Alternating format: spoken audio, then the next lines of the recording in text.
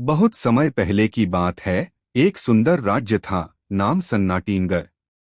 वहां के राजा और रानी अपनी दलरूप राजकुमारी तारिका को बहुत प्रेम करते थे।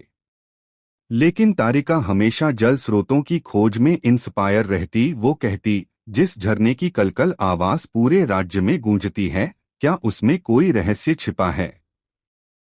एक दिन तारिका उसके गार्ड के साथ उस आवाज की दिशा में निकल पड़ी।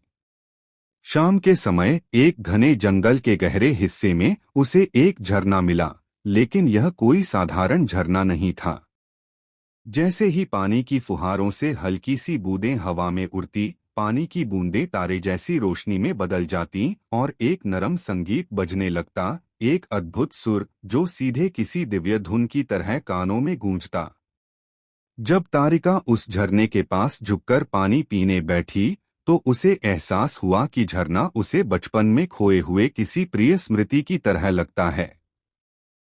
उसे अचानक एक वह दिन याद आया जब वह छोटी थी और अपने पिता की गोद में झरने की आवाज सुनकर सो गई थी।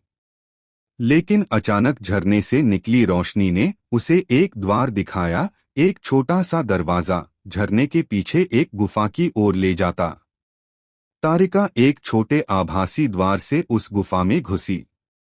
बाहर से जैसे सिर्फ मधुर संगीत था, अंदर जैसे प्रकाश की एक नदी और पन्ने की कई किताबें उड़ रही हों। हर किताब एक कहानी कह रही थी।